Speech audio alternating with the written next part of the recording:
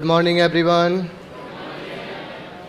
मेरे बच्चों, बताओ कैसा लग रहा है तुम्हें यहाँ?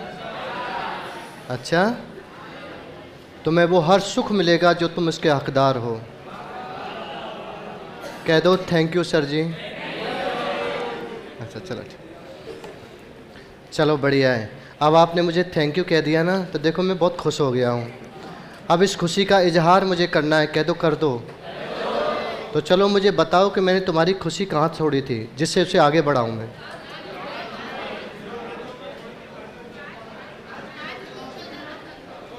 हाँ हाँ बताओ।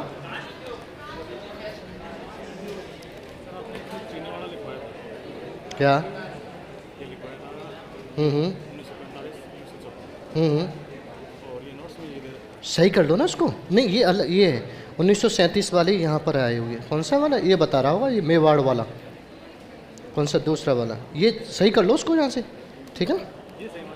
हाँ ये सही करो ना उसको वहाँ। अच्छा तो कौन सा था बताओ? क्या लिख रहा है इसमें? रिको की सहायता से कांच उद्योग, ठीक है ओके। अब देखो सुनो, एक उद्योग और है, मैंने बताया था कुछ रह गए एक दो उद्योग के। नमक उद्योग को जानते हो? आप जानते हैं कि नमक उत्पादन में हमारा राज्य जो है बड़ा महत्वपूर्ण स्थान है। और तुम्हें इस बात का गर्व होगा कि बाकी के जितने भी राज्य हैं, ज़्यादातर उन राज्यों में निवास करने वाले जो हमारे अपने ही हैं, भारतीय लोग हैं, उनकी हड्डियों में किसका नमक है? तो फक्र से कहो कि जितने भी देशवासी हैं उनमें से कहीं न कहीं हमारे राज्य का नमक उनकी लहू में दौड़ रहा है। क्या तुम्हें इस बात का फ़क्र महसूस होता है? हाँ। आपको ये पता होना चाहिए, नमक एक ऐसी चीज़ है, कोई ज़माना हुआ करता था कि जिस घर का कोई नमक खा लेता था उसके साथ गद्दारी। लेकिन आज का समय ये है कि नमक खा करके ही गद्दारी करनी है। क्यों? जब तक नमक नहीं खाओगे तब तक विश्वास नहीं होगा, और जब तक विश्वास नहीं होगा गद्दारी हो ही नहीं पाएगी। इसका मतलब नमक पहले खाना है, गद्दारी बाद में करनी है। खैर छोड़ो, ये तो एक व्यावहारिक पहलू हुआ, लेकिन मैं तुम्हें खुशी दी है कि बाकी के राज्यों में जो हमारे अपने ही देशवासी हैं, हम भी उनमें शामिल हैं, लेकिन हमारी स्थिति ये है कि हमारा क्या है? नमक उनकी खून में दौड़ रहा है। चलो अब ढूंढ लेते हैं नमक कहाँ कहाँ मिलेगा।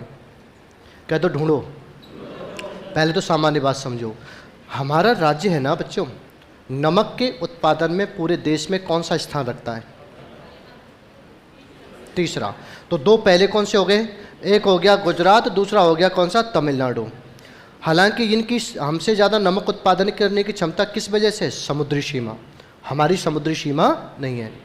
अगर देखा जाए कि आंतरिक जल स्रोतों के आधार पर हमारे राज्य का कौन सा स्थान है? पहला। कौन सा? पहला स्थान है। क्लियर हो गया? तो रही बात हमारे राज्य में आंतरिक जल स्रोतों से प्रथम स्थान प्राप्त करने की, तो इसका एक कारण है। कारण क्या है? कारण ये है कि हमारे राज्य में ज़्यादातर जो झीलें हैं ना, वो खारे पानी की हैं। आपने ज्योग्राफी में पढ़ा होगा। और इसका दूसरा कारण ये भी है कि इसका भी एक कारण माना जाता है, ज्योग्राफी में पढ़ा होगा, कि ये टेथिस सागर का क्या माना जाता है? अवशेष। और दूसरा ये है कि हमारे राज्य में टेम्परेचर ज़्यादा रहता है। क्लियर हुआ? तो टेम्परेचर ज़्यादा रहने की वजह से क्या होता है? नमक उत्पादन में क्या होती है? वृद्धि होती है, क्योंकि बाष्पीकरण विधि के माध्यम से। ठीक है ना? और इस वजह से हमारे राज्य में नमक उत्पादन बाकी के सभी राज्यों से आंतरिक जल स्रोतों में क्या है? ज़्यादा है। और नमक उत्पादन की विधियाँ भी कितनी हैं? दो। एक है वाष्पीकरण विधि, और दूसरी कौन सी है बताओ? दूसरी है निथार विधि। वाष्पीकरण विधि क्या होती है? बहुत सिंपल सी है। जो जल होता है पानी, उससे क्यारी बनाओ, क्यारी बना करके भर दो, और भरने के बाद उसे खुला छोड़ देता है। मार्च, अप्रैल, मई, जून, जुलाई, बहुत तेज़ी से गर्मी पड़ती है, वो सब उड़ जाता है, नमक रह जाता है, वो आपका नमक हो गया। और एक होती है निथार विधि। निथार विधि में क्या होता है कि जो गर्म वायु होती है उसको प्रवाहित करके क्या किया जाता है? नमक उत्पादन का कार्य किया जाता है। अच्छा, ये कब किया जाता है? जब गर्मी नहीं होती है, सर्दियों के समय में होता है। इसका मतलब दो प्रकार की विधि हो गई। पहली हो गई कौन सी बताओ? वाष्पीकरण विधि। दूसरी कौन सी हो गई? निथार विधि। वाष्पीकरण विधि के माध्यम से नमक तैयार किया जाता है, उसे कहते हैं हम क्या? क्यार।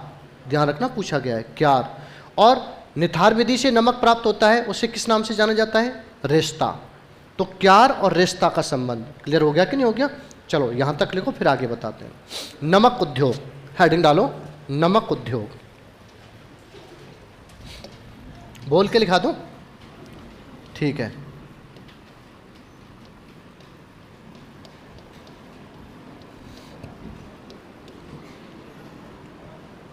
नमक उद्योग, पॉइंट फर्स्ट लिखो इसमें। नमक उत्पादन में राज्य का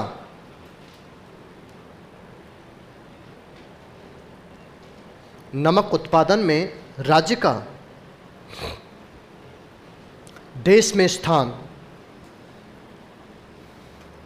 नमक उत्पादन में राज्य का देश में स्थान कौन सा है बताओ? तीसरा। पहले पे कौन है? गुजरात, गुजरात के बाद तमिलनाडु, और तमिलनाडु के बाद फिर अपना नाम लो, क्या नाम है हमारा? राजस्थान। ठीक है, ये तो हो गया देश में कुल नमक उत्पादन में। लेकिन इसमें हमारा तीसरा स्थान तो है, लेकिन हमारी समुद्री सीमा नहीं है। अगर आंतरिक जल स्रोतों के आधार पर देखा जाए तो हमारा स्थान कौन सा है? पहला। तो नोट कीजिए नीचे, आंतरिक जल स्रोतों के आधार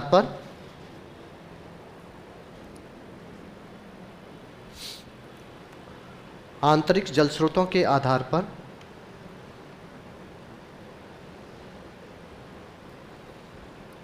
नमक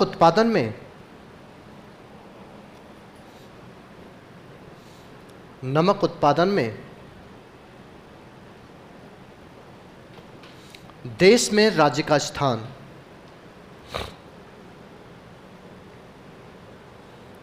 देश में राज्य का स्थान कौन सा? पहला।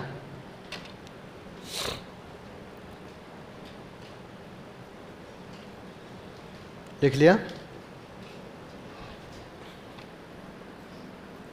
अच्छा देखो, अब हम आगे बात करते हैं किसकी, कि भाई इसकी विधि कितनी है? 2।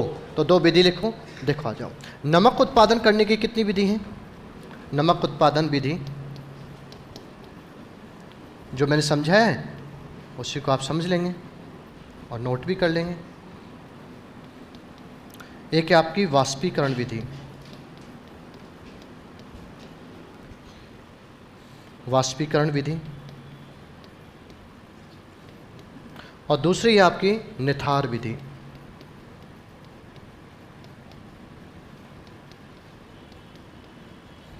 वाष्पीकरण विधि और निथार विधि। अगर हम वाष्पीकरण विधि की चर्चा करते हैं तो यहाँ पर आप बता देंगे, ये गर्मी के मौसम में होती है, मार्च, अप्रैल, मई, जून, जुलाई। ठीक है ना? तो कहने का मतलब हमारे राज्य में बहुत तेज़ी से क्या पड़ती है? धूप निकलती है। आप देखा गर्मी का मौसम कितना ज़बरदस्त होता है। तो इसमें क्या होता है, इसमें नमक को क्या है, झील के पानी को किस में छोड़ देते हैं?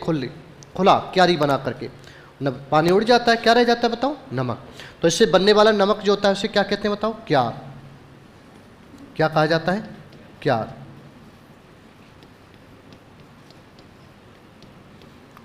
और जो निथार विधि है, इस निथार विधि में क्या होता है कि भाई गर्मी के बाद सर्दी का मौसम होता है, तो क्या होता है, गर्म वायु प्रवाहित करके नमक उत्पादन का कार्य किया जाता है। कौन सी वायु बताओ? गर्म वायु प्रवाहित करके नमक उत्पादन कार्य किया जाता है। और इसे कहा जाता है क्या? प्राप्त नमक को रेस्ता। क्या कहा जाता है? रेस्ता। तो आपसे कई बार पूछा गया है, फिर भी पूछा जा सकता है, क्या क्यार का संबंध किस विधि से है? वाष्पीकरण। रेस्ता का संबंध किससे है? निथार विधि से। या उल्टा पूछ लेंगे, निम्नलिखित में निथार विधि के द्वारा नमक उत्पादन का जो कार्य किया जाता है वो संबंधित है रेस्ता, क्यार, ए और बी दोनों से, किसी से नहीं। समझ गए ना? इस प्रकार से प्रश्न आपसे पूछ लिया जाता है, तो आप ध्यान में रखेंगे तो दोनों का संबंध क्या हो गया। नोट कर लिया? करो जो रह गए। अब देखो आगे की कहानी में समझाऊंगा, फिर आप उसे नोट कर लेंगे। आपने कभी वो सुना है क्या, नमक की स्फटिक? नमक की स्फटिक को कुछ लोग कहते हैं कि ये काला नमक होता है, कोई कहता है सेंधा नमक होता है, चाहे काला हो या सेंधा हो, तुम्हें ध्यान कौन सा रखना है? नमक की स्फटिक। नमक की स्फटिक क्या होता है? नमक की स्फटिक तैयार करने के लिए इसमें एक दो बातें आपको ध्यान में रखनी है। इसमें पहली बात तो ये कहाँ तैयार होती है? पचपदरा, बाड़मेर। दूसरा पॉइंट, इसमें एक जाति का बड़ा महत्वपूर्ण योगदान है। कौन सी? खारवाल जाति। और इसमें एक पौधे का भी बड़ा योगदान है, मोरली झाड़ी। इसका मतलब खारवाल जाति और मोरली झाड़ी, स्थान पचपदरा, बाड़मेर। नमक की स्फटिक तैयार की जाती है। सबने लिख लिया से? चलो लिखो, अब वो भी लिख दो, हेडिंग डालो, स्फटिक नमक कहाँ तैयार होता है?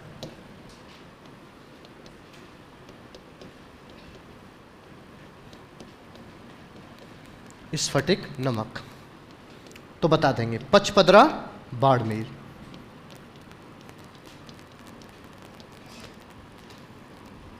पचपदरा, बाड़मेर। अच्छा भाई, दूसरा पॉइंट, कौन सी जाति की भूमिका है इसमें बताओ? खारवाल। तो लिखेंगे खारवाल जाति के द्वारा खारवाल जाति के लोगों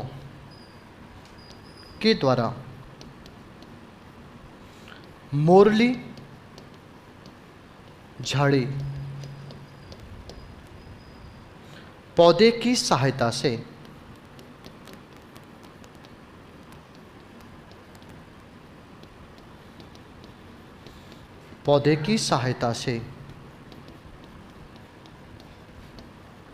नमक की स्फटिक तैयार की जाती है।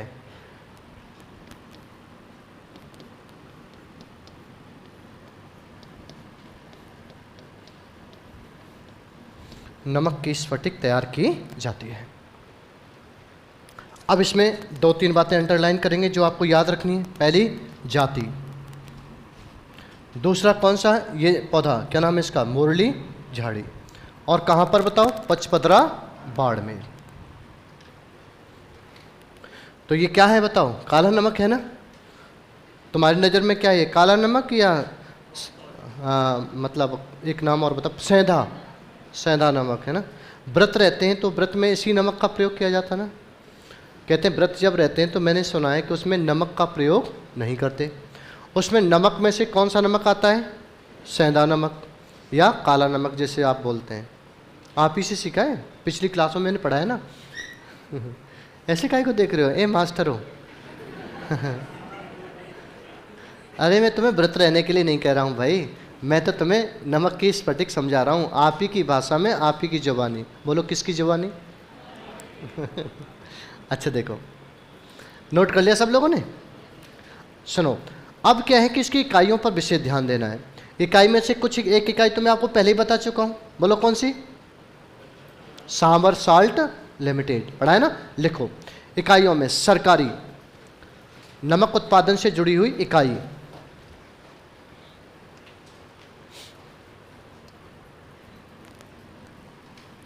नमक उत्पादन से जुड़ी इकाई।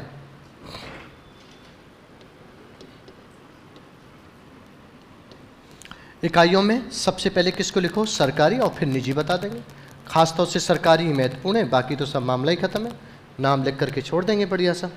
देखो, सरकारी में पहला नाम लिखो, मैंने बताया था आपको, याद करो, सांभर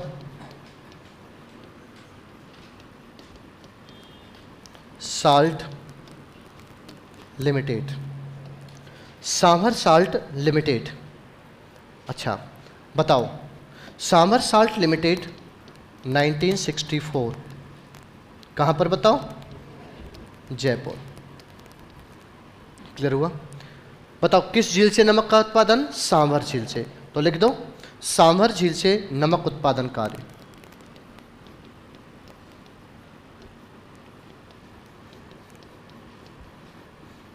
सांभर झील से नमक उत्पादन कार्य। और ये मैं पहले भी लिखा चुका हूँ, देश में कुल नमक उत्पादन का कितना नमक उत्पादन होता है यहाँ?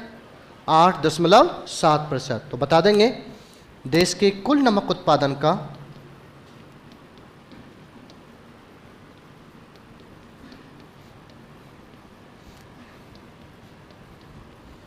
8.7% नमक उत्पादन।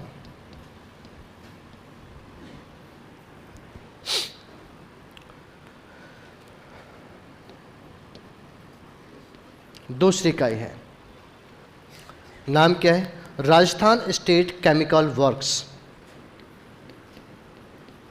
राजस्थान स्टेट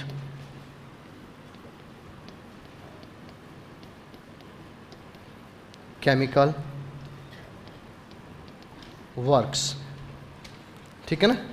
बता देंगे 1964 में से स्थापित किया गया। कहाँ? डीडवाना। डीडवाना कहाँ है? डीडवाना, नागौर। डीडवाना, नागौर। अच्छा, तो केमिकल नाम से ही लग रहा है तुम्हें, क्या लग रहा है? केमिकल, यानी कि केमिकल ग्रेड नमक का उत्पादन किस झील से होता है? डीडवाना झील, नागौर से होता है। तो ये ध्यान रखने वाला पॉइंट आएगा इसमें। तो इसमें क्या है? यहाँ से डीडवाना झील से नमक उत्पादन का कार्य किया जाता है और डीडवाना झील से केमिकल ग्रेड नमक उत्पादन कार्य किया जाता है। 2 पॉइंट लिख दो नीचे इसके। पहला पॉइंट लिखो, फर्स्ट पॉइंट क्या है बता देंगे। डीडवाना झील से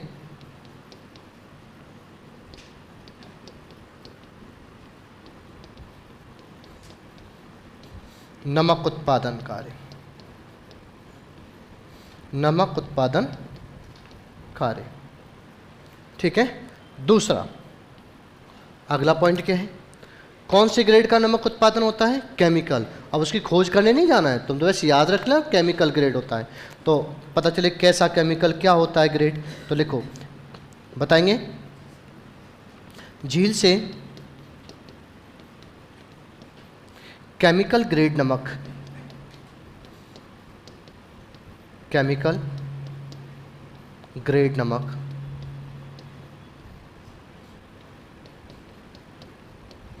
उत्पादन कार्य किया जाता है। क्लियर हुआ? नोट करो, लिख लिया?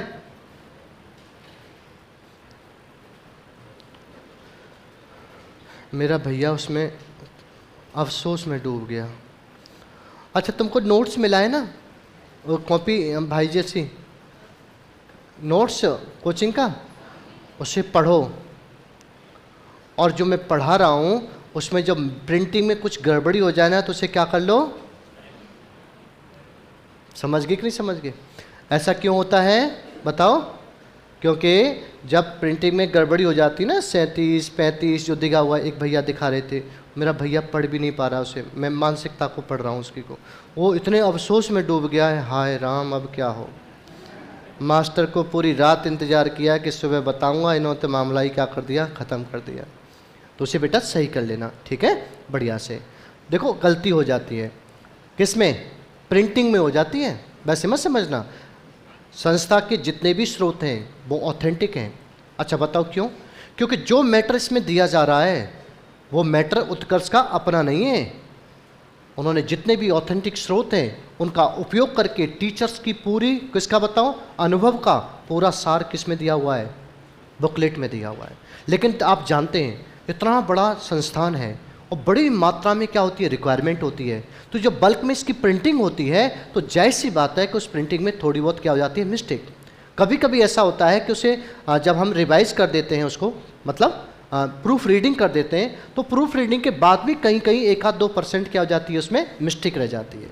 समझ गए ना? तो ये व्यवस्था हो जाती है। तो उसको क्या करेंगे, अरे जब हम ही बना रहे हैं, संस्था बना रही है, तो जब बता दिया उसको क्या कर लो, ठीक कर लो उसमें, तो इससे क्या हो जाएगा, काम बढ़िया हो जाएगा। और मैंने आपको बताया था ना कि जितने भी अभी भैया ने बताया 37 लिखा है वो लिखा है, इसका कारण क्या होता है कि जो प्रिंटिंग में हमारे टाइपराइटर्स होते हैं वो कभी कभी उसमें देख करके जो लिखा होता है ना, जहाँ पर आप पढ़ते हैं उसको उसमें डाल देते हैं, फिर वो ध्यान नहीं रहता। समझे नहीं समझे? और कभी कभी क्या करता है, जल्दबाजी में नेट खोज डालते हैं, नहीं समझे? अब नेट में क्या है, एक एक चीज़ की दो दो डेट दी होती हैं। आपने देखा कभी कभी किस चीज़ में, अभी एक दिखा लेंगे, एक वेबसाइट दूसरी डेट दे रही है, दूसरी क्या दे रही है, अलग दे रही है। तो इससे क्या हो जाता है, कन्फ्यूजन पैदा हो जाता है। समझ गए? तो इसको मैंने पहले ही दूर किया था ना। बोलो बताओ, क्या कहा था मैंने आपसे कि मैं जब बता रहा हूं तो इसका मतलब फिर भी मैं उसको लिखा नहीं रहा हूं। तो मैं जिसको लिखा रहा हूं इसका मतलब मैं पहले से बता रहा हूं आपको कि ये आपको याद रखना है। समझ गए? देखिए 1932 में जिसकी the Mewar sugar mill limited की स्थापना हुई थी, लेकिन आप जानते हैं उसकी डेट क्या दी है, 1937। एक में दिया 1945, वो सरकारी है, लेकिन उसका राष्ट्रीयकरण कब किया गया बताओ, अधिग्रहण कब किया, 1956 में। और जो तुम उसमें देख रहे हो उसमें नाम से गड़बड़ कर रहे हो, तो गंगानगर शुगर मिल लिमिटेड जो है वो Shri Ganganagar sugar mill limited को 1935 में स्थापित किया गया। अब बच्चा कंफ्यूज हो जाता है, नहीं समझे? तो मैंने तब भी बताया था कंफ्यूज नहीं होना ऐसे, उन चीज़ों को डेट वाइज याद रखो, और मैं तुम्हारी समस्या का समाधान भी कर दूं कि इनकी डेट आज तक पूछी नहीं गई है। इनकी कौन सी चीज़ पूछी गई है, इनका अधिग्रहण का समय पूछा गया है, और गंगानगर शुगर मिल जो सरकारी है वो पूछी गई है। और जो आपकी कौन सी है बताओ, 1935 वाली, उसकी सबसे ज़्यादा मैंने स्टार भी लगवाया है आपके लिए। याद करो क्या, 1968 में चुकंदर से चीनी बनाने का कार्य क्या हुआ, प्रारंभ हुआ। समझ गए? तो ऐसी चीज़ों को याद रखना है। अब देखो मैंने अलग से फिर दोबारा टाइम दे दिया आपके लिए, आगे चले। अच्छा देखो एक और लिखो, Pachpadra salt limited, Pachpadra salt limited.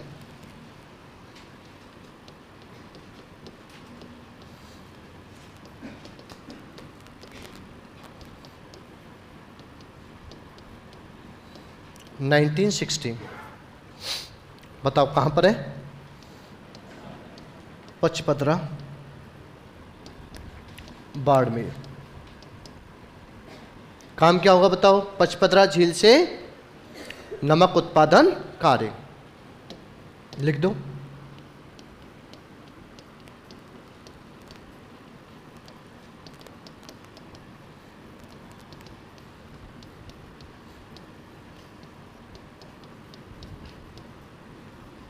नमक उत्पादन कार्य।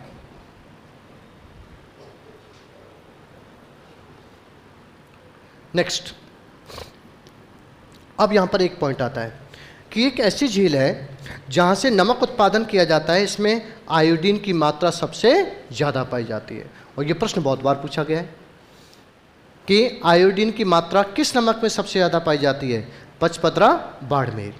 क्लियर हुआ? और आयोडीन की मात्रा से किसका अनुमान लगाया जाता है, शुद्धता का। तो ये कभी ये ना पूछ करके कि भाई आयोडीन की मात्रा किस नमक में सबसे ज़्यादा पाई जाती है, सीधा पूछ लिया जाता है कि सर्वाधिक शुद्ध नमक का उत्पादन किस झील से होता है ना, क्योंकि शुद्धता की माप किस में होती है, आयोडीन में। तो आयोडीन वर्ड नाम यूज ना करके वो सीधा पूछ लेते हैं सर्वाधिक शुद्ध नमक का उत्पादन तो किससे होता है, पचपदरा बाड़मेर। नीचे लिख लो, नमक में सर्वाधिक मात्रा में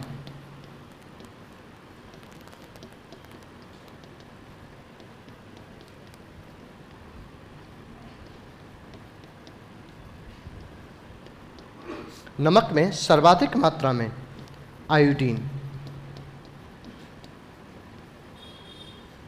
पाया जाता है।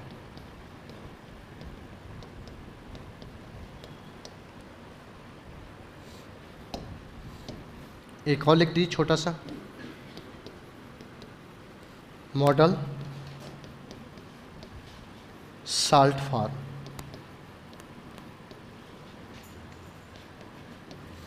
जनवरी 2002। कहाँ पर है, नावा। कहाँ है ये, नागौर, नावा नागौर में। तो ये कुछ सरकारी क्या हैं आपकी बताओ इकाइयाँ हैं जो नमक उत्पादन का कार्य करती हैं, कहाँ, राज्य में। इसके अलावा निजी भी हैं, और निजी के बारे में भी आप नोट करेंगे।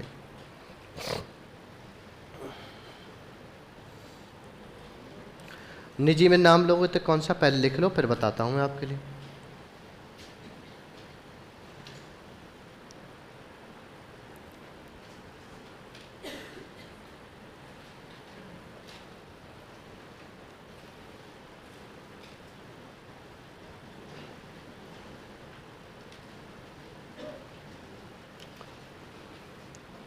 बता दें? चलो, जो नोट कर रहे हैं वो नोट करते रहो, थोड़ा सा मैं बता देता हूँ। लूणकरणसर बीकानेर। अच्छा, फलोदी जोधपुर। पोखरण जाबदी नगर कह दो सर, तुम बता दो। नागौर। कहाँ? नागौर। अच्छा, रेवासा सीकर। ये निजी इकाइयाँ हैं जो निजी स्तर पर क्या करती हैं? नमक उत्पादन कार्य करती हैं। लिख दो इसको। तो यहाँ पर लिखेंगे निजी इकाई, और निजी इकाई में नाम लिख दो और स्थान लिख दो। तो बताओ, निजी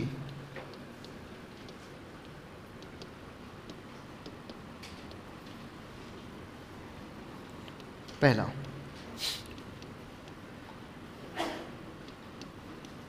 लूणकरणसर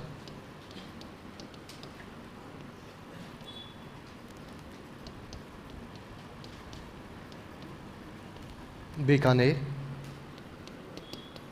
लूणकरणसर बीकानेर। नेक्स्ट, फलोदी। कहाँ? जोधपुर। नेक्स्ट, पोखरण।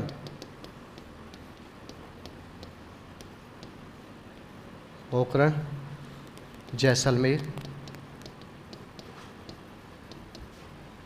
जैसलमेर। नेक्स्ट, पोखरण जैसलमेर। जाबदी नगर।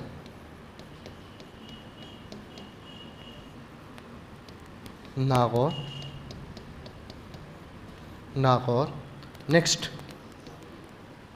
आपका रेवासा।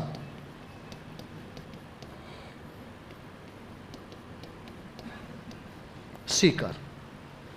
ठीक है, नोट कीजिए।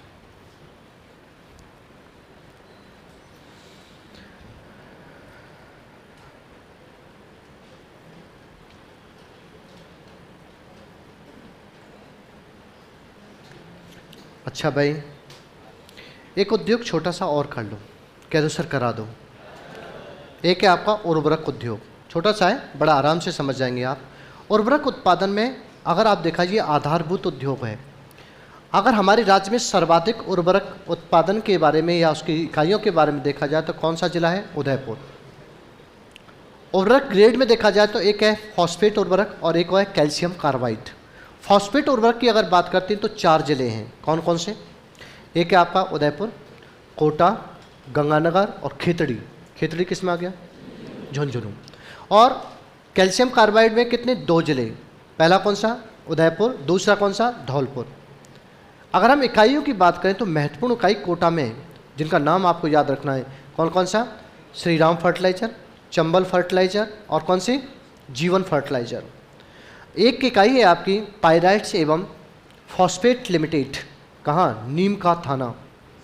कहाँ ये? सीकर। और एक है आपकी गायत्री स्पिनर्स। गायत्री स्पिनर्स ये कहाँ? हमीरगढ़। हमीरगढ़ कहाँ? हमीरगढ़ भीलवाड़ा। क्लियर हुआ? नोट करो, लिखो उर्वरक उद्योग।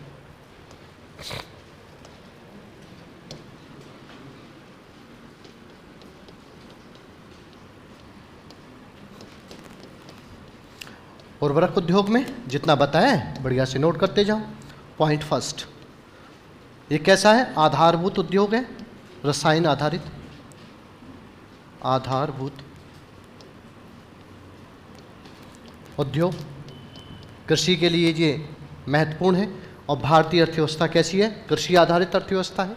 अच्छा, बात करेंगे कितनी? सर्वाधिक उर्वरक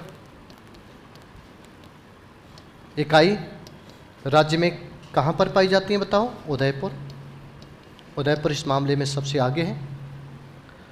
अगर हम उर्वरक की बात करते हैं तो उसके 2 ग्रेडों में दोनों को बता देंगे आप। पहला फॉस्फेट उर्वरक। फॉस्फेट उर्वरक। और दूसरा कैल्शियम कार्बाइड।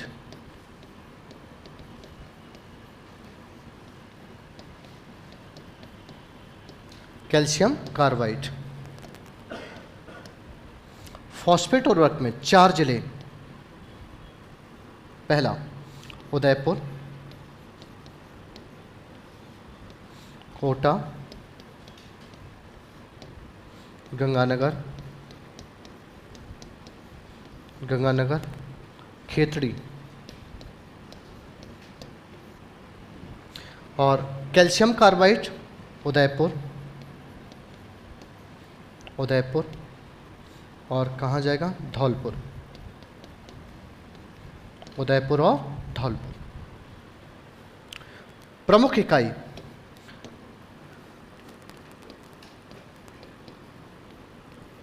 इकाई में देखा जाए तो कोटा में 3 इकाई हैं, तीनों का नाम लिखिए यहाँ पर, बहुत इम्पोर्टेंट है। तो बताएंगे श्री राम फर्टिलाइजर,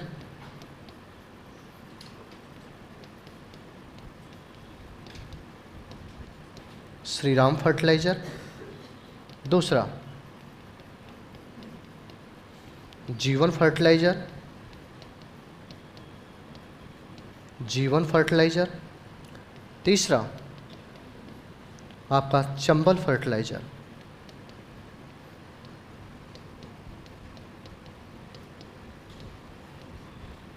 चंबल फर्टिलाइजर।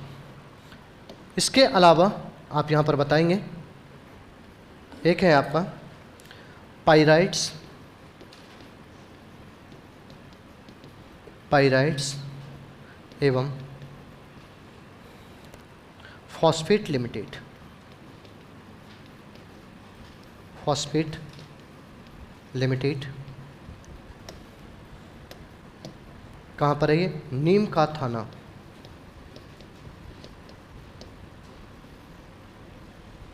नीम का थाना, कहाँ, सीकर। और दूसरी एक और इकाई है जिसका नाम है गायत्री स्पिनर्स,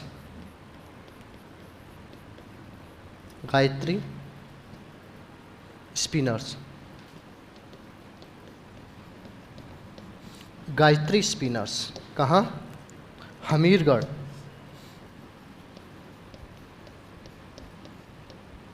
हमीरगढ़, भीलवाड़ा, भीलवाड़ा, नोट कर लीजिए।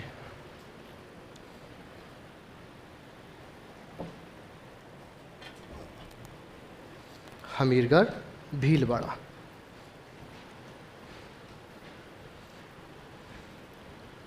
राइटिंग समझ में ना आए तो पूछ लेना है, मैं दोबारा रिपीट कर दूंगा, वैसे मेरे सामने लिखा है, मैं बोलता रहूँगा।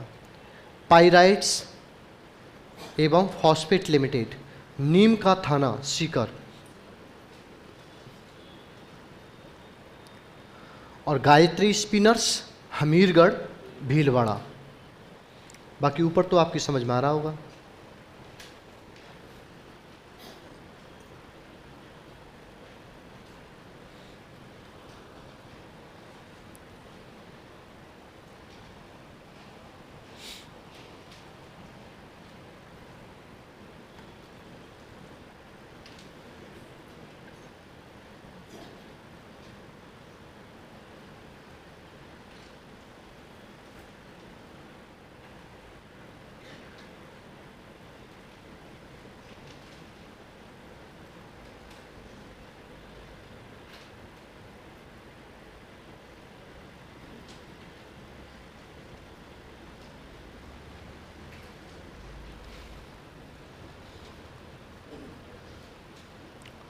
चलो एक उद्योग और कर लो, कह दो करा दो। तकनीकी उद्योग, आपको ये पता होना चाहिए कि जो बिजली का मीटर कहाँ बनता है, पानी का मीटर कहाँ बनता है ना, ये भी करना जरूरी है ना। और क्या है, रेल के डिब्बे कहाँ बनते हैं। अब तुम रेल के इंजन की खोज में मत निकल जाना, भारत में कहाँ मिलते, तो किस में रहना है, राज्य में ही रहना है ना। पता राज्य से बाहर चला जाओ कि रेल का इंजन कहाँ बनता है ना। तो जो डिब्बा बनता है हमारे राजस्थान में वो बता दें। अच्छा बताओ कहाँ बनता है, भरतपुर। कौन सी फैक्ट्री है, सिमको, बैगन फैक्ट्री। अच्छा क्या बोलते हैं, टेलीविज़न कहाँ बनता है, अब तो ख़त्म हो गया, कौन देखता है टेलीविज़न, लेकिन फिर भी ख़त्म हो गया भले, लेकिन आपसे पूछा जाता है, बताओ टेलीविज़न कहाँ बनता है, ये बनता है राजस्थान इलेक्ट्रिकल्स, कहाँ, जयपुर, ठीक है ना। और बॉल बियरिंग बनाने की एशिया की सबसे बड़ी कंपनी, बॉल बियरिंग जो होता ना, किसान भी यूज करता है उसको थोड़ा सा वो। कहाँ? जयपुर में। लेकिन कौन सी कंपनी? National engineering. कौन सी? National engineering. और जो पानी का मीटर बनता है उसके दो केंद्र हो गए, एक जयपुर और एक कौन सा? पाली। क्लियर हुआ? और विद्युत मीटर जयपुर, किसके द्वारा? जयपुर ना, एक होता है कैप्सन मीटर और एक है जयपुर मेटल्स कंपनी के द्वारा। लिख दो सबको, चलो आ जाओ, तुम जानते हो, थोड़ा तुम्हारी जानकारी को और मैं पक्का कर देता हूँ, कह दो कर दो। लिखो तकनीकी उद्योग। तकनीकी उद्योगों में यहाँ पर आप बताएंगे, इसमें महत्वपूर्ण क्या है? तकनीकी। एक एक लाइन में लिखते जाइए। पहला, जयपुर मेटल्स।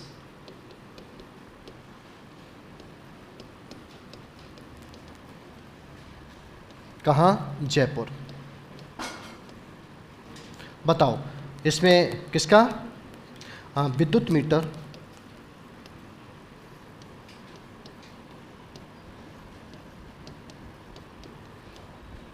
बनाने का कार्य।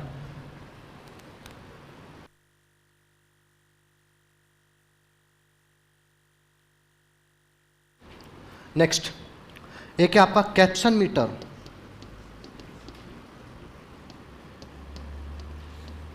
ये दो जगह है, कौन कौन सा? एक जयपुर और दूसरा पाली। ये शायद इस बार फर्स्ट ग्रेड में आया है, शायद फर्स्ट ग्रेड में था या पीटीआई में था, एक में आया है ये क्वेश्चन। कौन सा? पानी का मीटर। तो पानी का मीटर कहाँ बनता है? तो बता दीजिए, कैप्सन मीटर, जयपुर और पाली।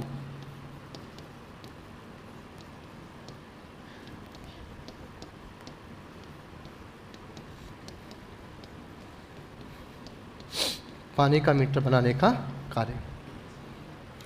अच्छा, एक है आपका नेशनल इंजीनियरिंग।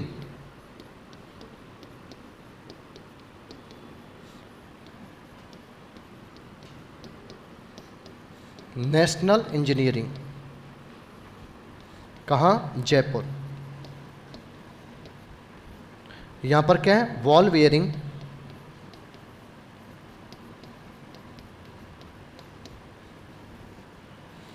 बनाने की, बॉल बियरिंग बनाने की एशिया की सबसे बड़ी कंपनी।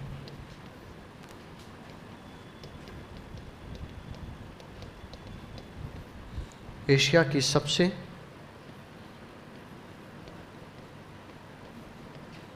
बड़ी कंपनी। एक है आपका नेशनल इंजीनियरिंग राजस्थान इलेक्ट्रिकल्स।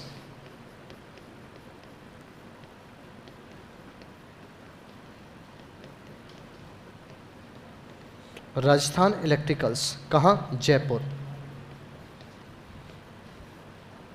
यहाँ पर क्या है? टेलीविज़न बनाने का काम। हालांकि बंद है अब, लेकिन बंद से खुलने से कोई मतलब नहीं, आपसे पूछा जाएगा, आप बताना। टेलीविज़न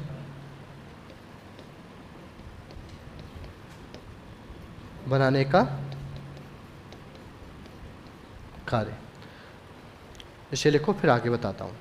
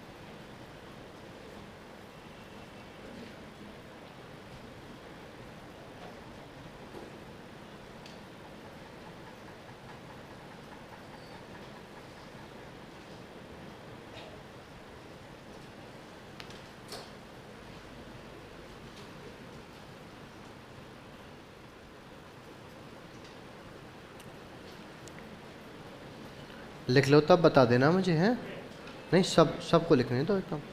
जो मेहनत कर रहे हैं उन्हें करने दो। अच्छा देखो, राजस्थान इलेक्ट्रिकल्स हो गया। एक है आपका वो कहाँ बनता है रेल का डिब्बा, सिमको बैगन फैक्ट्री, कहाँ, भरतपुर। तो लिख सकते हैं वैसे भी, पर रुक जाओ, पहले जो बच्चे लिख लें वो लिख लें।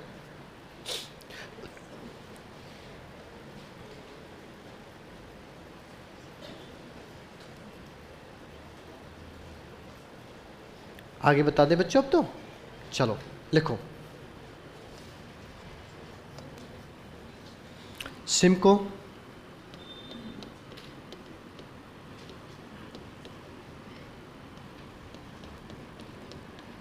बैगन फैक्ट्री,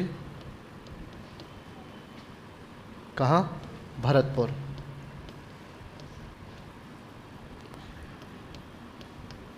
रेलवे डिब्बे बनाने का कार्य। ठीक है। अच्छा दूसरा, एक और मैं आपको लिखा चुका हूँ, याद हो तो आपको, वो क्या होता है, इलेक्ट्रॉनिक में बताता है, इंस्ट्रूमेंटेशन लिमिटेड, कहाँ, कोटा, कहाँ, उसमें क्या बनता है, विद्युत उपकरण उत्पादन करने का कार्य। तो यहाँ लिख सकते हैं चाहो तो, यहाँ इलेक्ट्रॉनिक क्या बोलते हैं, इंस्ट्रूमेंटेशन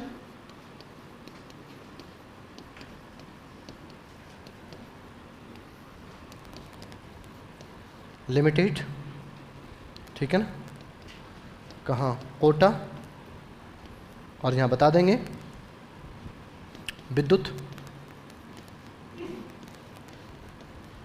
उपकरण उत्पादन कार्य, विद्युत उपकरण उत्पादन कार्य। अब देखो यहाँ पर आपने देखो उद्योगों के बारे में समझा, लेकिन इसमें एक चीज़ अभी और बाकी है जो आपको समझना है, उसके बिना सब कुछ अधूरा है। बोलो, वो अधूरापन पूरा किया जाए, पहले इसे लिख लो, फिर मैं उसे बताऊंगा। मैंने आपको एक बात लास्ट में एक चीज़ लिखाई थी, शायद आपको याद, DMIC, नहीं पढ़ा, लिखा, मैं पढ़ाऊंगा आपको DMIC। और DMIC का बड़ा महत्वपूर्ण रोल है। क्या महत्वपूर्ण रोल है भैया, कि जो DMIC है, दिल्ली मुंबई इंडस्ट्रियल कॉरिडोर, यूँ तो आपके कॉरिडोरों की संख्या भारतमाला के तहत बहुत सारी है ना, लगभग 40 के आसपास बताई जाती है, 40 ज्योग्राफी में आप पढ़ेंगे। लेकिन ये दिल्ली मुंबई इंडस्ट्रियल कॉरिडोर हमारे राज्य के विकास के पॉइंट ऑफ व्यू से बड़ा महत्वपूर्ण है ना। कहानी सुना देता हूँ तुम्हें, और कहानी सुनने के बाद फिर लिखने में देर नहीं लगाएंगे।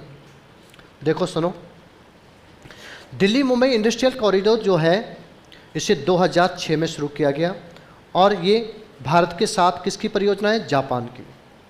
जापान और भारत की क्या है, संयुक्त योजना है। और ये कॉरिडोर का मतलब तुम क्या समझ रहे हो, बहुत से बच्चे तो कॉरिडोर का मतलब एक हाईवे समझते हैं, नहीं समझ में बात, क्या समझते हैं, हाईवे, कि एक हाईवे जा रहा है। नहीं भाई, हाईवे नहीं है, हाईवे के साथ साथ पूरे इंडस्ट्रियल क्या है, कॉरिडोर है, जिसका परास, जिसका विस्तार, जिसका फैलाव 150 किलोमीटर है, जिसमें क्या विकसित करना है, कि हाईवे के साथ साथ, सड़क के साथ साथ आपकी क्या है, रोड की कनेक्टिविटी, रेलवे से कनेक्टिविटी, जल आपूर्ति सुविधा, विद्युत आपूर्ति सुविधा, क्या जिसमें निवेश जोन स्थापित करना, औद्योगिक क्षेत्रों का डेवलपमेंट करना, ये सब डेवलपमेंट करना है। क्लियर हुआ कि नहीं हुआ? कितने क्षेत्र में बताओ, कितने परास में, 150 किलोमीटर के परास में। और उसकी लंबाई टोटल कितनी है, आर्थिक समीक्षा 2021-22 के आधार पर 1504 किलोमीटर। और ये डेडिकेटेड कॉरिडोर की शुरुआत यूपी से होती है, जो लगभग 6 राज्य और एक केंद्र शासित प्रदेश से होकर गुजरती है। राज्यों में पहला राज्य उत्तर प्रदेश, फिर क्या आता है, केंद्र शासित प्रदेश दिल्ली, उसके बाद हरियाणा, हरियाणा के बाद फिर किस में प्रवेश करता है अपना बताओ, बोलो, राजस्थान, राजस्थान के बाद गुजरात, क्या बोलते हैं, गुजरात, गुजरात के बाद मध्य प्रदेश, और मध्य प्रदेश के बाद महाराष्ट्र। कुल 7 राज्य कहेंगे, तो इनमें से एक क्या हो जाएगा, केंद्र शासित प्रदेश। तो 6 राज्य और केंद्र शासित प्रदेश से गुजरता है। इसके कुल कितने भाग हैं? भाग को इसकी भाषा में कहा गया है नोड। क्या कहा गया है? नोड। यानी कि डीएमआईसी कितने नोडों में विभाजित है? तो इसको मतलब समझो, आ जाओ थोड़ा समझाऊं। ये कुछ ऐसा है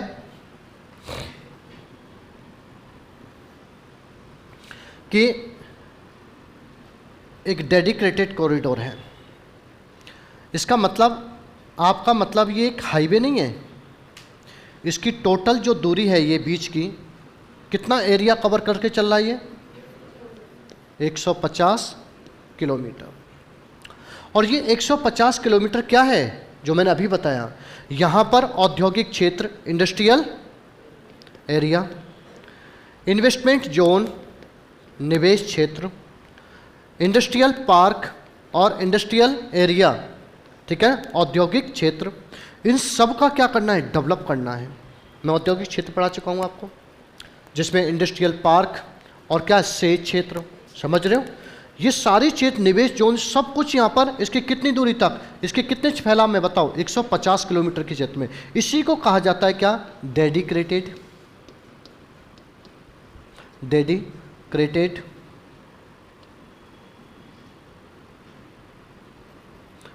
क्या होगा भैया? ठीक है, डेडिकेटेड कॉरिडोर। डेडिकेटेड कॉरिडोर के नाम से जाना जाता है। अच्छा, अब जब ये होता है तो ध्यान से समझिए क्या है। इसकी टोटल लंबाई कितनी है? यूपी से स्टार्ट होता है, कहाँ तक आता है बताओ? महाराष्ट्र, मुंबई। और इसकी टोटल जो लंबाई है वो कितनी है बताओ? ये है 1504 किलोमीटर। कितनी? 1504 किलोमीटर। अब जरा एक बात सोचो, मोटे दिमाग से सोचो, 150 किलोमीटर के परास में 1504 किलोमीटर की दूरी तक ये औद्योगिक क्षेत्र विकसित किया जाना है, एक गलियारा विकसित किया जाना है। बताओ, जादू की तरह पूरा हो जाएगा क्या ये? नहीं। अब इसको कई भागों में तोड़ तोड़ करके क्या किया जाएगा? विकसित किया जाएगा, है ना, धीरे धीरे। अब इसका मतलब क्या है? मान लीजिए पहला भाग आपका यहाँ से यहाँ तक हो गया, एक भाग यहाँ तक हो गया, एक भाग यहाँ तक हो गया।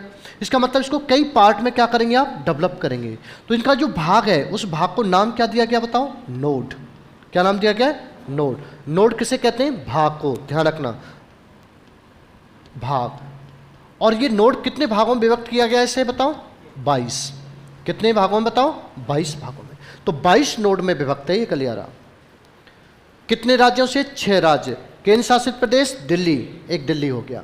अच्छा, अगली बात इसमें क्या है कि इस पर टोटल खर्चे की बात करें तो अब इसका थोड़ा सा मैं रोड मैप तैयार कर देता हूं कि अगर इसमें डीएमआईसी के बारे में अगर हम बात करें तो बता देंगे। पहला पॉइंट, इसे 2006 में क्या किया गया? शुरू किया गया। नेक्स्ट, किसके साथ बताओ? भारत प्लस जापान की योजना। कुल लागत राशि कितनी है इस पर? लागत राशि की अगर हम बात करते हैं बच्चों तो कितनी है? अमेरिकन करेंसी डॉलर में 90 अरब। ये बहुत बड़ी राशि हो गई। कितनी? 90 बिलियन डॉलर। 90 अरब डॉलर की क्या है? राशि का ये प्रोजेक्ट है। और अगर हम बात करें इसकी अगला पॉइंट, कितने नोडों में विभक्त है ये? इसकी कुल नोड, इसके कुल नोड कितने हैं? 22। 22 नोडों में क्या है? विभक्त है ये। और अगर हम बात करें किसकी? इसकी कुल चौड़ाई, ये वाली चौड़ाई कितनी है? इसकी जो चौड़ाई है 150 किलोमीटर। इसकी टोटल लंबाई कितनी है? इसकी जो लंबाई है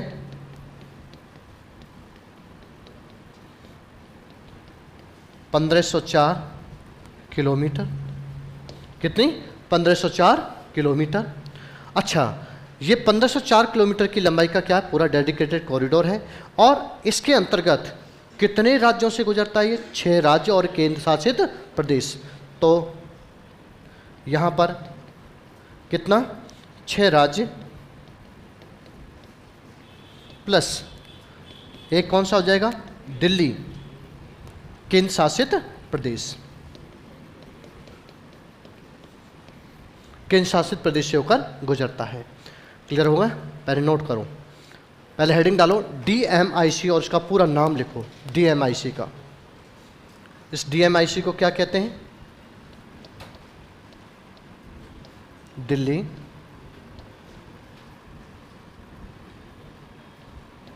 मुंबई औद्योगिक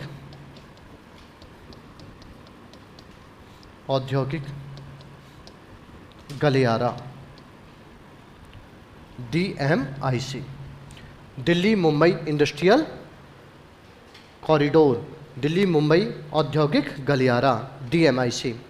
और से ये जनरल पॉइंट्स नोट करो, फिर लास्ट वाला मैं नाम लिखा दूंगा राज्यों के, ठीक है? समय 2006 में, बाकी सारी कहानी लिख दो इसमें।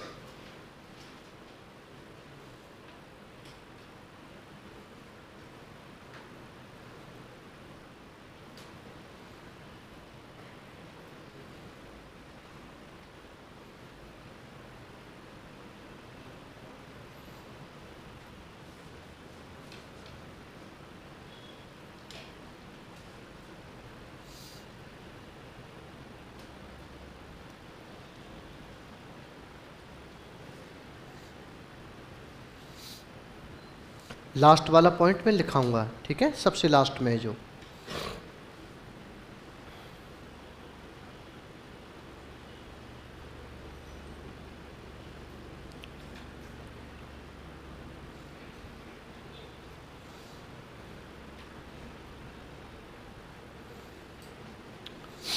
बता दें बेटा, आ गया? देखो सुनो,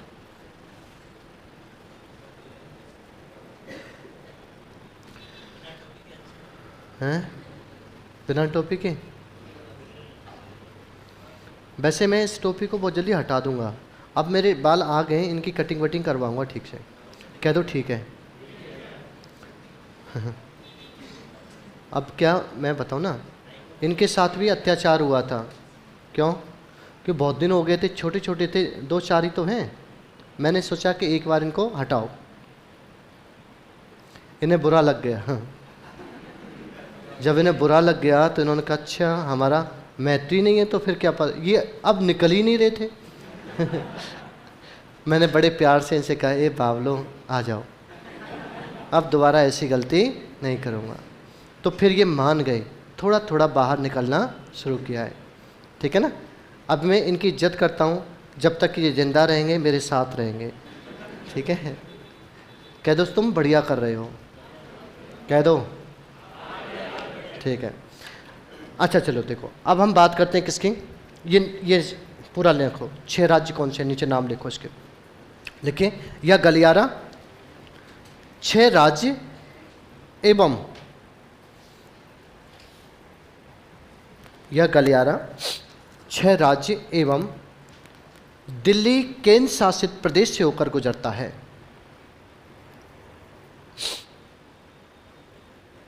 नाम लिखाऊंगा इसके राज्यों के अभी, है ना?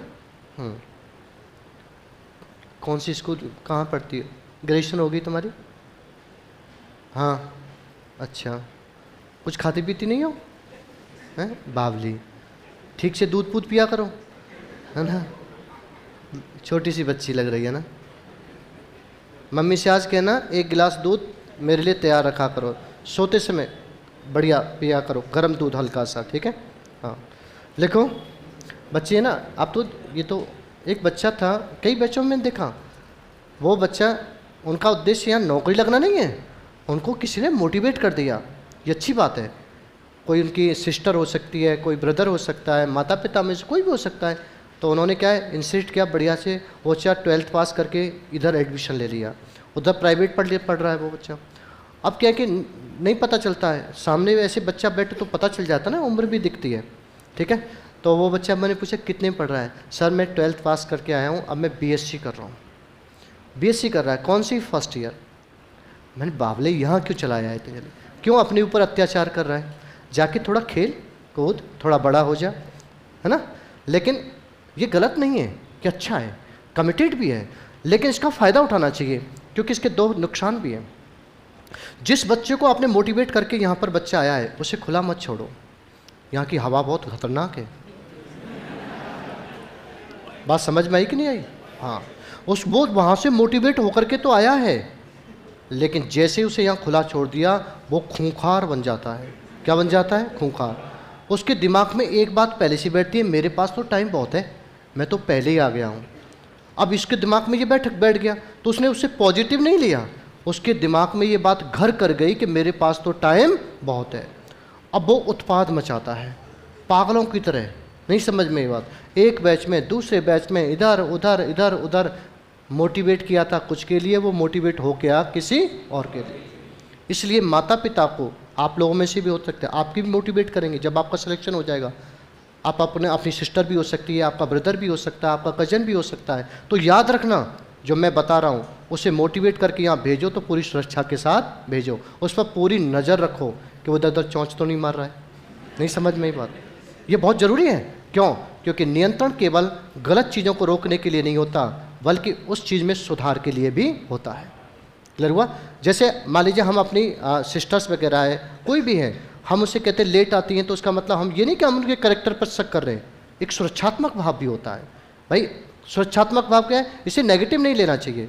भाई माता है, पिता है, पुत्र कहाँ रह गए, तो इसका मतलब क्या होता है कि सामाजिक संरचना कुछ ऐसी है कि हर किसी के डर रहता है कि भाई कोई अप्रिय घटना ना हो जाए। तो इसका उद्देश्य ये कभी नहीं होता कि उनके कैरेक्टर पर या उनके चरित्र पर कोई शंका है, ऐसा कुछ नहीं है। समाज है, खुले में जीना, अपनी स्वतंत्रता है, अपनी विचारधारा है, अपने संविधान से अधिकार प्राप्त हुए, और प्लस हम क्या है, एजुकेटेड है, शिक्षित हैं, हम हर चीज़ को समझते हैं, जानते हैं, जो कुछ कर रहे हैं उसके बारे में हमें पूरी तरह से क्या है, नॉलेज है। समझ के ज्ञान दे दिया मैंने, है तुम्हारे लिए दिया है ना। घर जाके थैंक यू बोलना है ना, यहाँ नहीं। अच्छा लिखो, क्या नाम लिखा आपने बताओ? एक 6 राज्य और एक केंद्र शासित प्रदेश से गुजरता है। राज्यों के नाम लिखो। लिखो यूपी, पूरा ही लिख दो यूपी। यूपी के बाद फिर कहाँ आता है ये बताओ? दिल्ली। दिल्ली क्या हो जाएगा? केंद्र शासित प्रदेश। तो यूपी, क्रम बनाते जाओ, ऐसे लिख दो, क्रम बना करके, ऐसे में रेलगाड़ी बना देता हूँ। यूपी, यूपी के बाद केंद्र शासित प्रदेश कहाँ? दिल्ली। दिल्ली के बाद ये कौन से राज्य में प्रवेश करता है? हरियाणा। हरियाणा, और हरियाणा के बाद ये हमारे राज्य में आता है कहाँ? राजस्थान। राजस्थान के बाद ये कहाँ आता है? गुजरात। और गुजरात के बाद ये प्रवेश करता है मध्य प्रदेश, और मध्य प्रदेश के बाद में ये आता है किसमें? महाराष्ट्र। तो इस 7 राज्यों के, लेकिन 7 राज्यों में एक राज्य कैसा है? केंद्र शासित। कैसा है? केंद्र शासित। क्लियर हुआ? ये अब देखो इसके बाद की कहानी। इसके बाद की कहानी कुछ ऐसी है।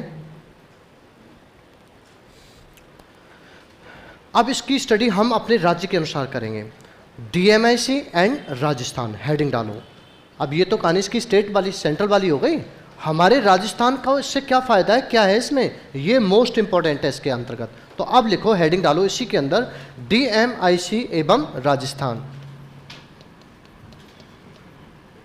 DMIC और राजस्थान। DMIC और राजस्थान। भाई हमारे DMIC का हमारे राज्य में क्या कंट्रीब्यूशन है, सुनो ध्यान से। हमारे राजस्थान में इस डेडिकेटेड कॉरिडोर का सबसे ज़्यादा भाग है। आर्थिक समीक्षा 2021-22 कहती है कि कुल टोटल का 38% भाग अकेले किसमें है? हमारे राज्य में। इसके 22 नोड हैं, 22 नोड में से 5 नोड किसमें हैं? राज्य में। नोड संख्या 7 से नोड संख्या 11 तक, 7, 8, 9, 10 और 11, यानी कितने नोड हो गए? 5। और हमारे राज्य में ये 7 जिलों से होकर गुजरता है। अलवर, अलवर के बाद सीकर, क्या बोलते हैं, अलवर आएंगे, अलवर के बाद जयपुर, जयपुर के बाद सीकर, सीकर के बाद कहाँ जाएंगे? नागौर, नागौर के बाद नीचे आओ कहाँ? अजमेर, अजमेर के बाद कहाँ आएंगे? पाली, और पाली के बाद सिरोही, और सिरोही के बाद फिर एंट्री करता है किसमें? गुजरात में। तो कितने जिले हो गए? 7 जिलों से गुजरता है। जब ये 7 जिलों से गुजरता है तो चूंकि इसका परास कितना है बताओ? 150 किलोमीटर। तो जाहिर सी बात है, जिन जिलों से गुजरता है वो तो लाभान्वित होंगे होंगे, जबकि 150 किलोमीटर के परास में गुजरता है तो राज्य के लगभग इससे प्रत्यक्ष और अप्रत्यक्ष रूप से राज्य के 22 जिले से क्या होंगे? लाभान्वित। हमारे जिले हैं कितने? अब 33 जिलों में से इस अकेले कॉरिडोर से 22 जिले लाभान्वित होंगे, तो बताओ महत्वपूर्ण है कि नहीं? अच्छा, दूसरी बात कि हमारे राज्य में डेवलपमेंट के तौर पर मैंने बताया डेडिकेटेड कॉरिडोर है, तो जोन कितने इसमें? 2 निवेश जोन है, इन्वेस्टमेंट का फील्ड सुनिश्चित किया गया है, और 3 औद्योगिक क्षेत्र, याद करो औद्योगिक क्षेत्र, औद्योगिक पार्क, सेच क्षेत्र, याद आया कुछ? तो औद्योगिक क्षेत्र का मतलब समझ में आया? Industrial area. तो कितने बताओ? 3 औद्योगिक क्षेत्र इसमें डेवलप किए जाने हैं। और कौन कौन से? पहला निवेश जोन में 2 हैं, कौन सा? नीमराना, खुसखेड़ा, और कहाँ पर बताओ? भील, क्या? भिवाड़ी। ये तीनों क्षेत्र कहाँ थे? अलवर, अजमेर, और कौन सा बोलो? किशनगढ़। अजमेर किशनगढ़ दोनों किस में आ गए? अजमेर में। अब निवेश के बाद औद्योगिक क्षेत्र कितने? 3।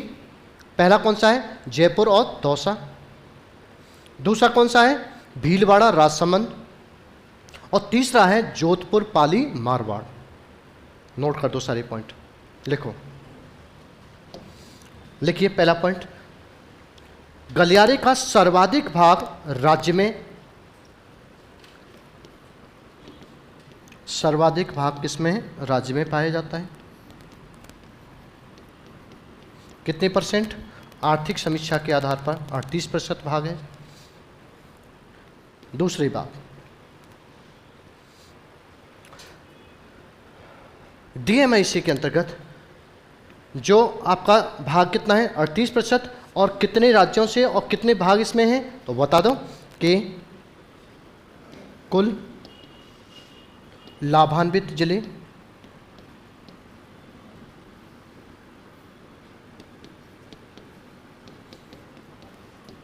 कुल लाभान्वित जिले कितने हैं? 22 जिलों की संख्या बताइए। नेक्स्ट, राज्य में कुल नोड, राज्य में कुल नोड संख्या कितनी है? 5। यहां बता देंगे 5 कहां से कहां तक? नोड संख्या 7 से 11 तक, नोड संख्या 7 से 11 तक। कितने जिलों से गुजरता है? 7 जिलों से गुजरता है। तो गलियारा 7 जिलों से गुजरता है।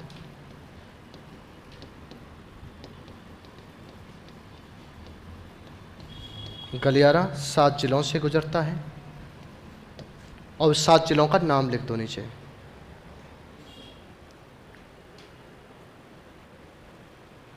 गलियारा 7 जिलों से गुजरता है और उसका नाम लिखो 7 जिलों का। क्रम लगा के लिखना है, कोमा लगा लगा करके। पहला कौन सा है? अलवर, पहले ये लिख लो।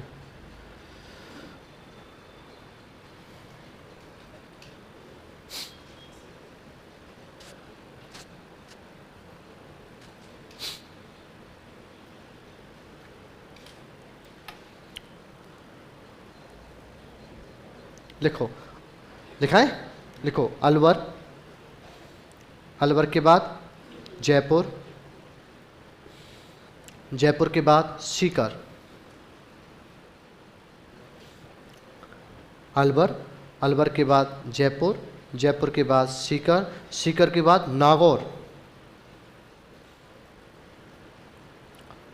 और नागौर के बाद फिर ये एंट्री करता है किसमें, अजमेर,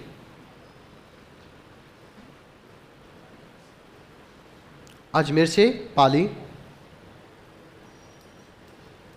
और पाली से सिरोही।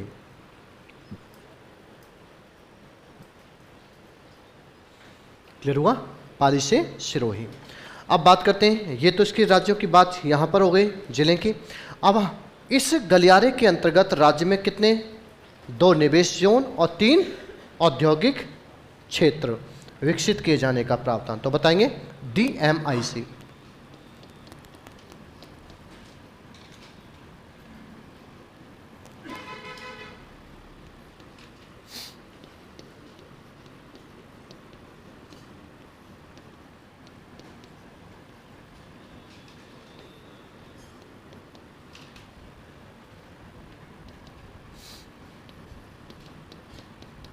औद्योगिक क्षेत्र,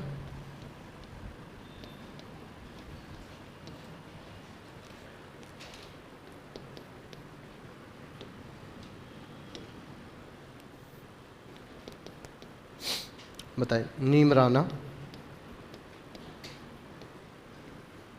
भिवाड़ी और अलवर, सॉरी खुसखेड़ा,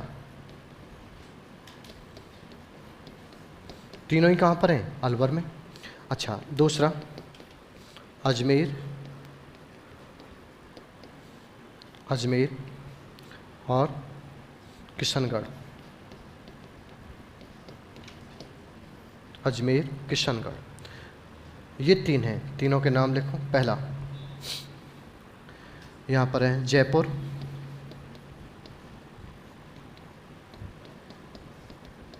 दौसा, दूसरा भीलवाड़ा, राजसमंद, राजसमंद, तीसरा जोधपुर, जोधपुर, पाली, मारवाड़, जोधपुर, पाली, मारवाड़, जोधपुर, पाली, मारवाड़।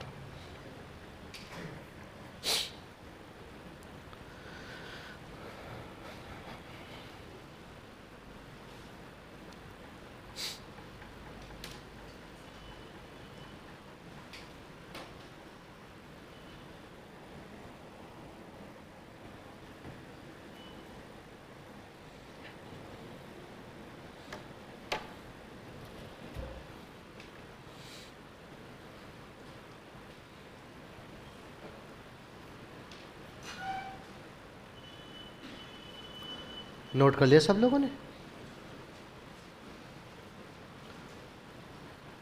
अच्छा, एक बार देख लो सारे। उद्योग आया ना एक लंबे समय के बाद, आज आपका क्या हुआ है, उद्योग पूरा। आपने सोचा नहीं था कि 2 घंटे में उद्योग पूरा होने वाला इतना समय लेगा, लेकिन ज़रा सोचो, अगर आपने ऐसा ना किया होता तो क्या सारे प्रश्न आपकी पकड़ में होते? ये संभव नहीं है। इसलिए आपको इस प्रकार से करना है, फिर आप क्वेश्चन पेपर उठाइए, आपका प्रश्न आपकी पकड़ से बाहर नहीं जाएगा। क्लियर हुआ कि नहीं हुआ? तो चलिए, 2 घंटे की क्लास थोड़ी ज़्यादा हो गई, लेकिन ज़्यादा जरूर नहीं हुई है। अगर आपने देखा होगा तो सारी चीज़ आपकी क्या है, ज़रूरत की है। क्लियर है? ऐसे ही पढ़ना होता है। अब हम आपका एक दूसरा टॉपिक है जिसका नाम क्या है, ऊर्जा। हेडिंग डालो, राजस्थान में ऊर्जा।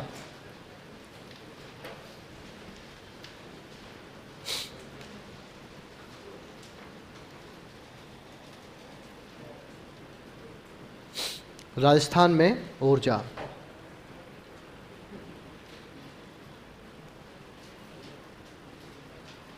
ऊर्जा संसाधन में 2 बातें कही गई हैं, बहुत सिंपल सी बात है, डायरेक्ट करना है। एक तो है आपका परंपरागत और दूसरा क्या है, गैर परंपरागत। अब इसमें योजनाएं मैं कराता हूँ और भी बैचों में कराएं, लेकिन वो तुम्हें करने की कोई ज़रूरत नहीं है। बताओ, अगर करना हो तो बताओ, वरना कोई ज़रूरी नहीं है। ठीक है ना। लेकिन बाद में ये मत कहना सर आपने हमको क्यों नहीं कराया, क्योंकि उनका कोई रोल नहीं है। मैं कंप्लीट पढ़ाया है, कई बैचों में मैंने पढ़ाया है, पता चला किसी बच्चे का नोट्स आप देख लें फिर कहें सर आपने हमें तो पढ़ाया ही नहीं। नहीं समझ में बात, ऐसा नहीं करना है ना, पता चले विद्रोही हो जाएं आप लोग, है ना। तो समझिए, तो इसमें हम क्या करेंगे, जो हमारी क्योंकि हम नज़दीकतम एग्ज़ाम है, आपके लिए भी ज़रूरी है। जब मान लीजिए सपोज करो कि थोड़ा सा समय ज़्यादा होता है तो फिर क्या होता है, ऐसी चीज़ों को और बढ़िया से करा लेते हैं, कोई दिक्कत नहीं है। लेकिन हमारी ज़रूरत की चीज़ कंप्लीट होनी चाहिए, उसमें कोई कमी नहीं होनी चाहिए, ठीक है।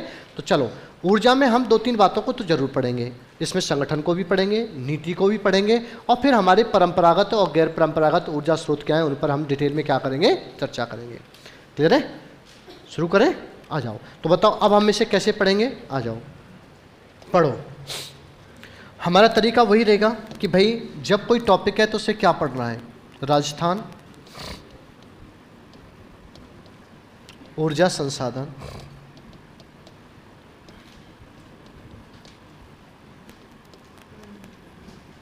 राजस्थान ऊर्जा संसाधन के अंतर्गत आपको क्या पढ़ना है, आइए।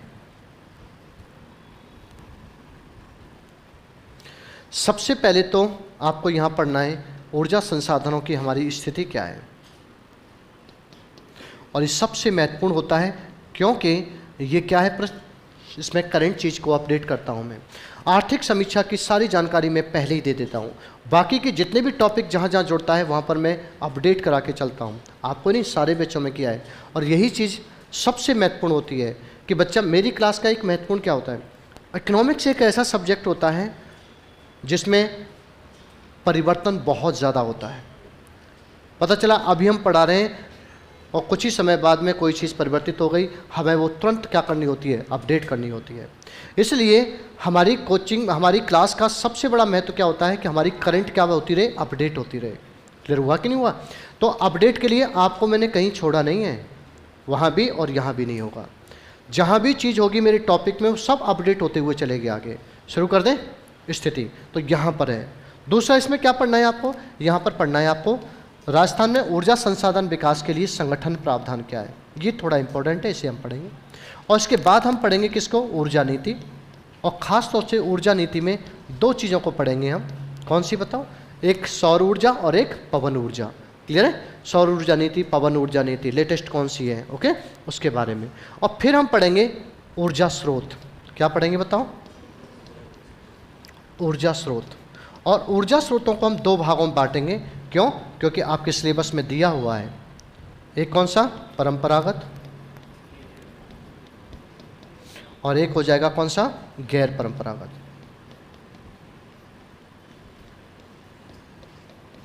परंपरागत और गैर परंपरागत।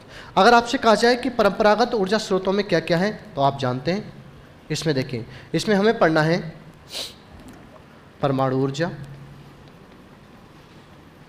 इसमें कौन सी आएगी बताओ, परमाणु ऊर्जा। नेक्स्ट, तापीय ऊर्जा, तापीय ऊर्जा। नेक्स्ट एक है आपका जल ऊर्जा।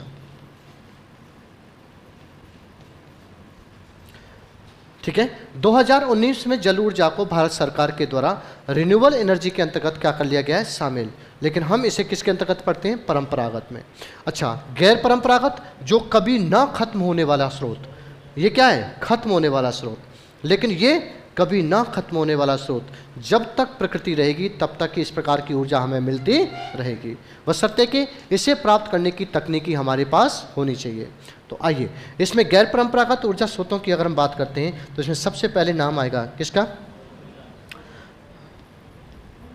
मैं तुम्हें पवन ऊर्जा पढ़ाऊंगा, कह दो सर पढ़ा दो, तुम्हारा मान में रख लेता हूँ, तुम कह रहे हो तो मैं तुम्हें सौर ऊर्जा भी पढ़ा दूंगा, कह दो सर ओके ठीक है। अच्छा देखो, इसके साथ साथ बायोमास,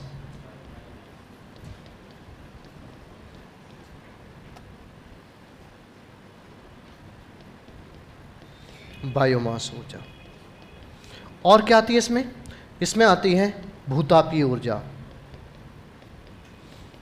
भूतापीय ऊर्जा, और एक आती है ज्वारीय ऊर्जा।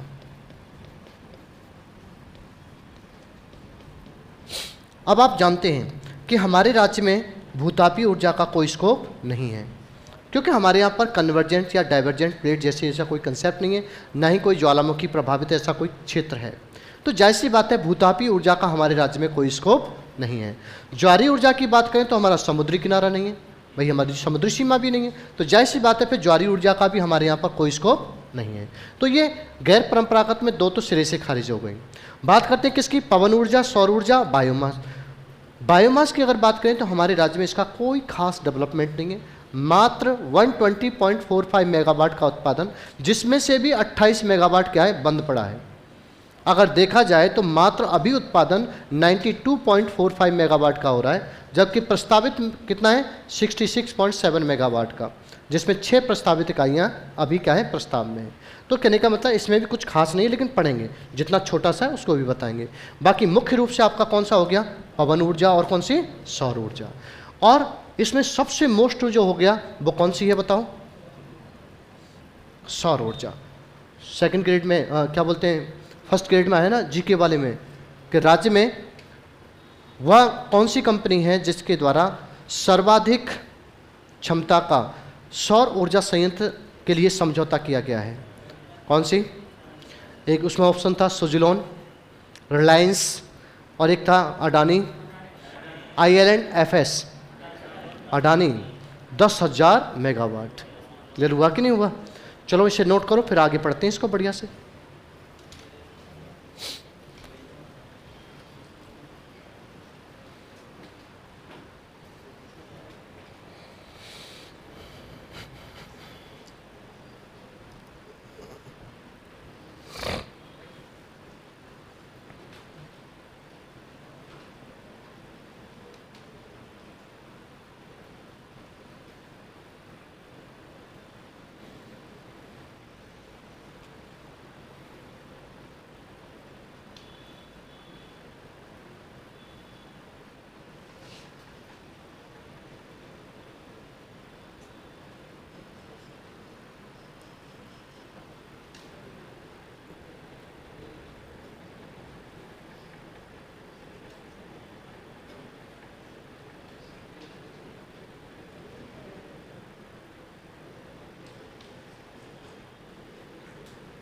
भैया गर्म पानी मंगाओ यार,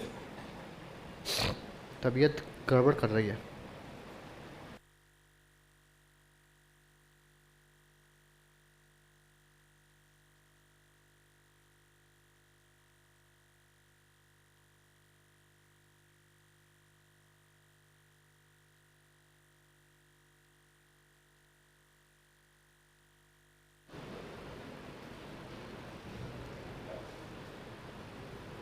अभी ऐसी ठंड तो नहीं है, पता नहीं मुझे ठंड कहाँ से लग गई इतनी,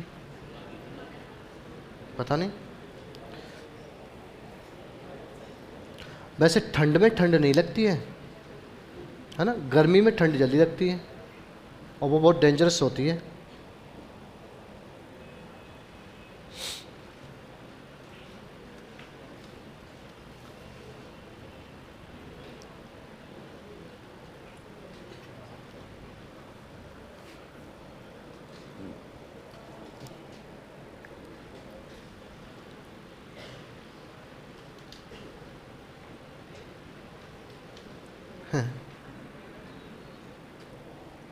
ठीक है, कोई दिक्कत थोड़ी नहीं, आगे यार तो पर कोई दिक्कत। वैसे मेरा मन कर रहा है इनको एक बार और सही करा दिया जाए। हाँ सही कह रहे हो ना, हाँ फिर नहीं आएंगे क्या? अच्छा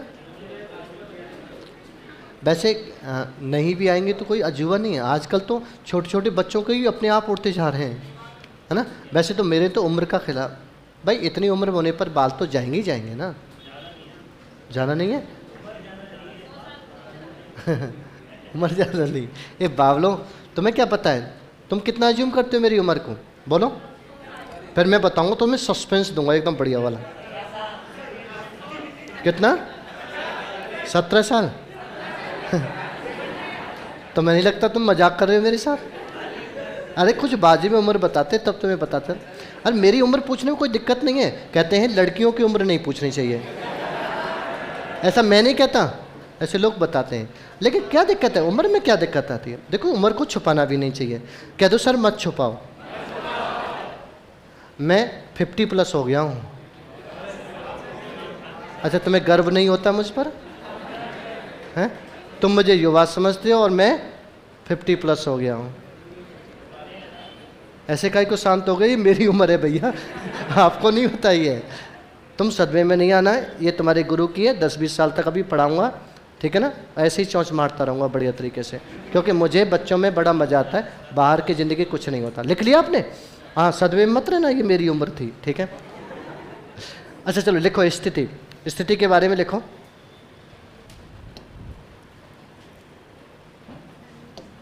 अच्छा भाई, अगर हम बात करें राज्य में ऊर्जा संसाधनों की स्थिति के बारे में, तो ध्यान से समझना बच्चों।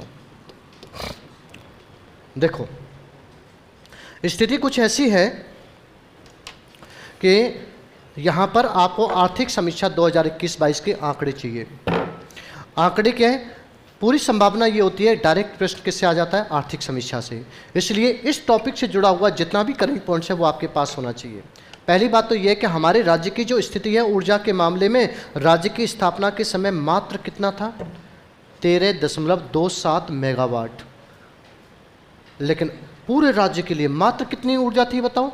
उत्पादन 13.27 मेगावाट का उत्पादन था। और इसमें कोई आश्चर्य की बात नहीं है। क्यों?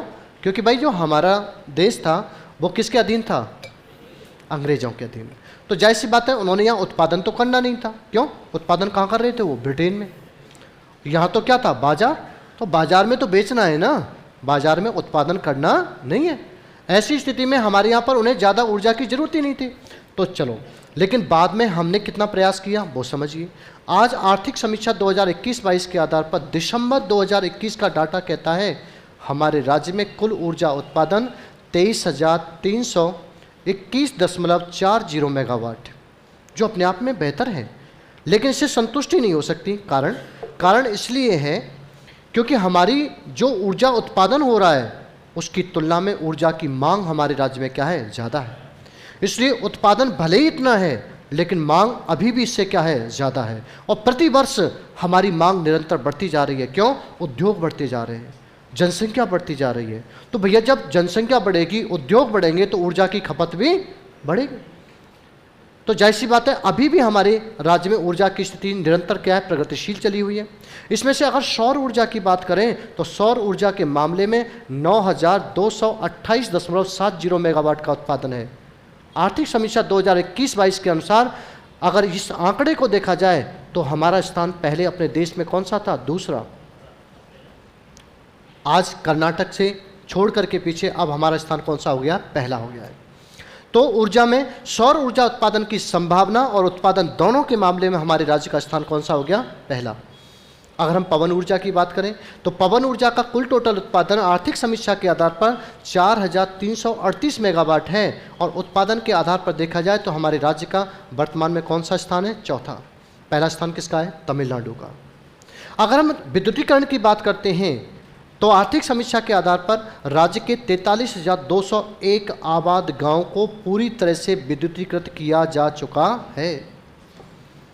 और अगर ग्रामीण क्षेत्र की बात करते हैं तो ग्रामीण क्षेत्र में घरों के आधार पर तो 93.88 लाख घरों में से 92.14 लाख घरों को पूरी तरह से क्या किया जा चुका है? विद्युतीकृत किया जा चुका। ये अब तक का आंकड़ा हो गया। ये नोट करो, इस पॉइंट को लिखो।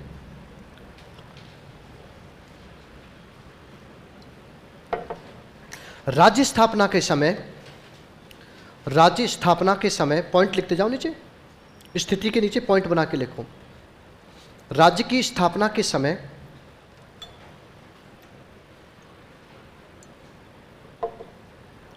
कुल ऊर्जा उत्पादन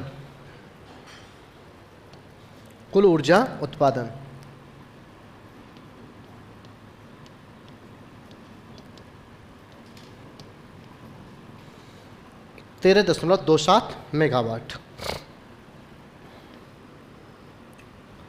अब मैं वर्तमान यूज करूंगा तो इसका मतलब आर्थिक समीक्षा का लेटेस्ट क्या दे रहा हूं मैं? डाटा दे रहा हूं। समझ गए ना? हाँ, यहाँ लिखना नहीं आर्थिक समीक्षा तो कुछ अजीब सा हो जाएगा ना।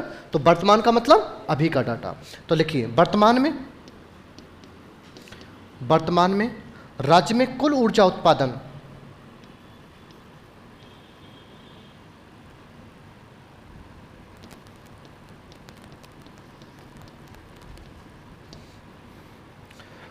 राज्य में वर्तमान में कुल ऊर्जा उत्पादन 23,321.40 मेगावाट।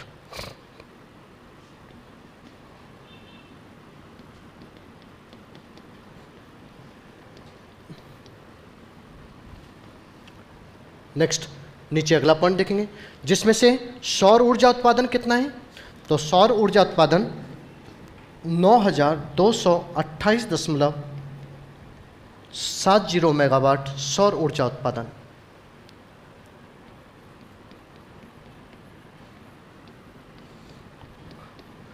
पवन ऊर्जा उत्पादन कितना है, तो बता देंगे 4,338 मेगावाट। और अगर हम चर्चा करें किसकी, राज्य के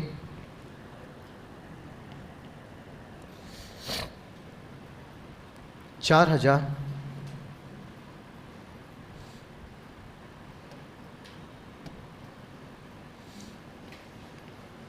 201, अरे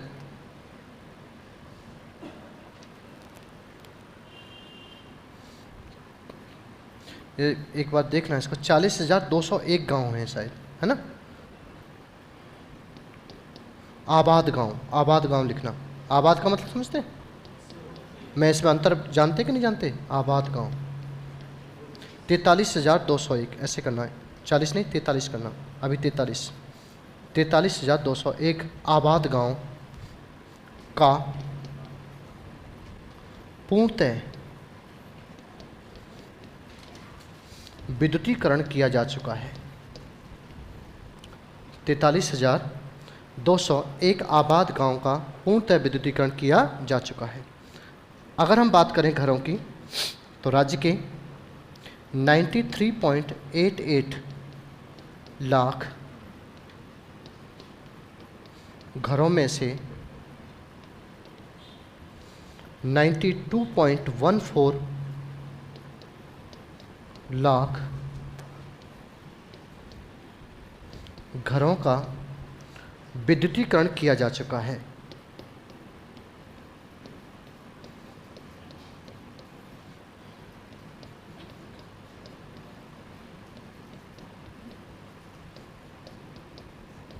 विद्युतीकरण किया जा चुका है।